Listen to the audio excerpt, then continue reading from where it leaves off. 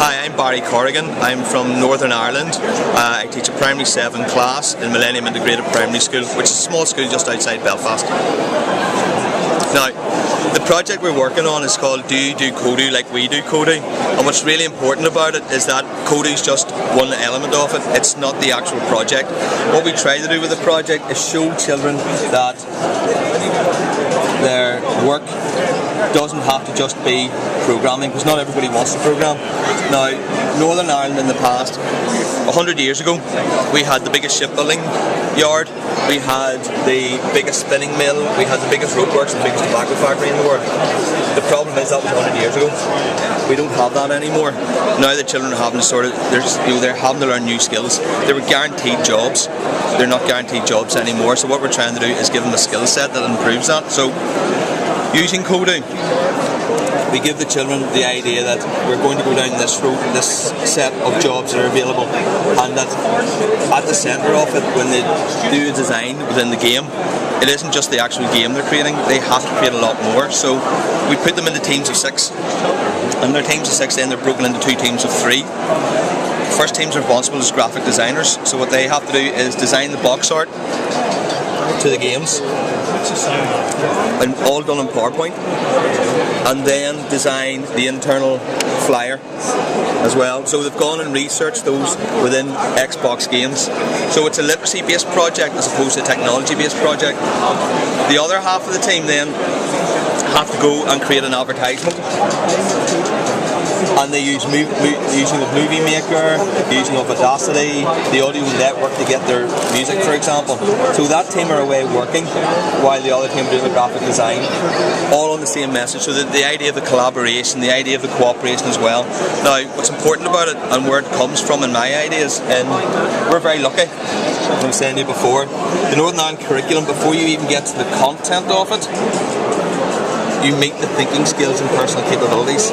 So our curriculum is actually built on the 21st century learning rubric that Microsoft have encouraged us to use within our structure of the competition. So all this project does is try to hit as many of those keys as possible. So managing the information, the working with others, the thinking, the problem solving, decision making, the self-management, and of course being creative. And that's the whole idea of the creativity is behind it.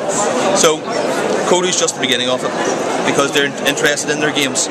So what we try to do is get them then to move beyond that and actually enjoy doing this level, the collaboration, the thinking, the working with people, being able to actually get their ideas down and put them on technology based as well. So there's a lot in it in that respect, and you can see each of they've done with their products is that they then design them and have them out, and then they have to go back and evaluate what they've learned as well. So when I say about it being a literacy based project, it is also an idea based around their thinking skills and their basic personal capabilities. So if I come out of that just for a second,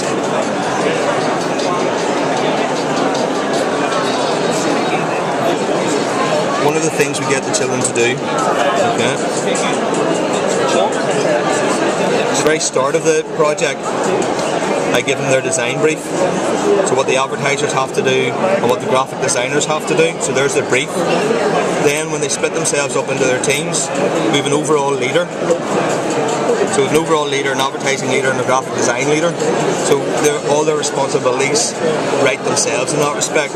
But then the overall leader had to sit down and say what they're responsible for. Same with the advertising leader, same with graphic design leaders. But even the people within the team had to sit down and think about what they had to do. So they planned it all themselves, and what they did was it was all self-management, and it was being able to drive the project through it. Now, at the very end of it, I asked them then about the thinking skills that they needed, and using the rubric that we have within the classroom, for example, I have these displayed in my classroom every day, so we refer to them when we're actually doing the teaching. So they were able to go back and then evaluate themselves about what they have done, what they were able to, out of all of the plans, out of everything they did, they were really able to hit the buzzwords for what they were able to do as their thinking skills, and that's their idea, that's what they drove. Hence all the different word art and the children doing it their own way. But it's so Kodu gets them in. it gets them drive because they can see it and they enjoy it. But the actual learning that happens on within the literacy side of things, using the technology to get all of these ideas. So, I mean, one thing I've said to a lot of people, that it isn't about the technology, it's about the skills that the kids are able to do and they're able to transfer on because they don't have the jobs anymore. And nothing's guaranteed. I mean, the conversation we had about the shipyards and all previously, that's all gone. So they need to be able to be skilled up to actually give something back and be active in it. So to me, that's what drives the project, not the technology, but what the children they get out of it. So it's all about their past, about their present, and their potential future. The potential future as well. And you go into any subject that's relevant to it. We do. They do the Titanic the previous year and they talk about the history of Northern Ireland in that respect. As an integrated school, we have Catholic and Protestant children who are sent deliberately.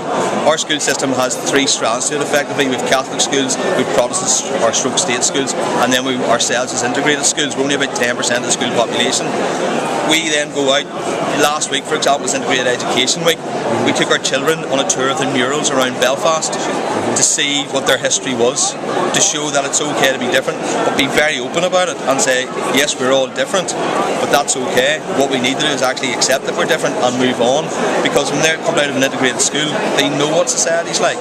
Yes, it's divided, but we're trying to give them a bit of a push to say it's not that, they can do these things. So their future, as well as being job-based, it's also social change. It's being able to change things around them, not just get a job, but actually change society. And I think, to me, that's an important thing of what we do.